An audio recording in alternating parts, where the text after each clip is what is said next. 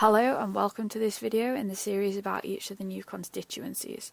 For this video we look at one of the new constituencies in Northern Ireland.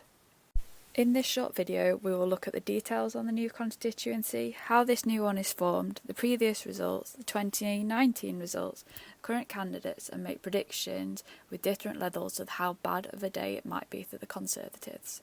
Please comment below for anything you'd like to see and subscribe to our channel to see new updates that we'll do and discussion videos as the election gets closer.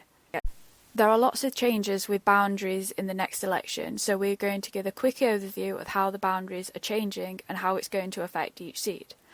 Only 65 seats, or 10% of the seats, are staying the same, so here we're going to compare how the new seat compares to the main one that is replacing.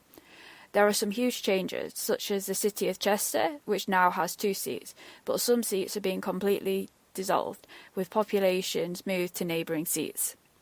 So why are the boundaries changing? Every so often there are boundary changes to represent the current population movements. Some of them are based on land without any population, and some of them are just because of population, for example new housing estates.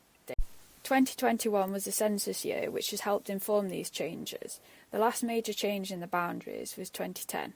Now let's look at some of the details about the constituency. There are 8 regions in England, with Scotland, Wales and Northern Ireland on a country basis. There are 32 seats in Wales, 57 in Scotland, 18 in Northern Ireland and an average of 60 in each of the English regions. The population can vary hugely.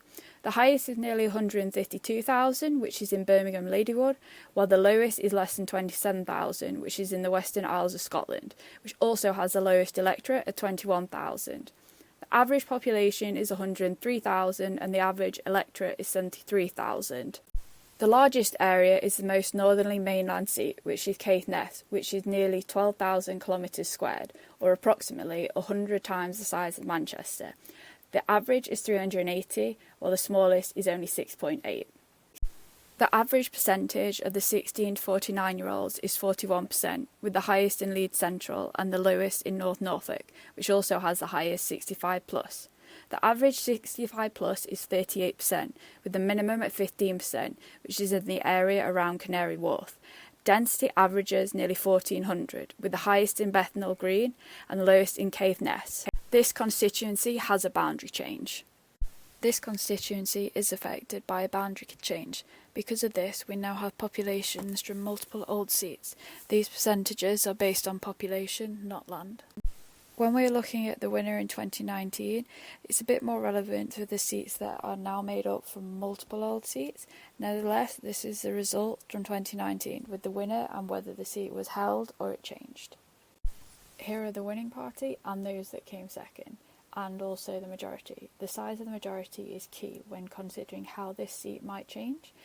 Maybe not so much when there's a big Labour majority or Lib Dems, but for pretty much any Conservative seat that's possibly not considered safe, bar a very extreme few. The same for the SNP. Some of these are really up for grabs, particularly for Labour and the Lib Dems. This is a list of candidates that are on the ballot paper for this constituency. This is now a finalised list as the deadline to register as a candidate has passed. In these forecasts, we expect the seat to remain the same. Thank you for watching this video. We hope you learned a lot about the new constituencies. Please subscribe to our YouTube channel, follow us on Instagram and Twitter.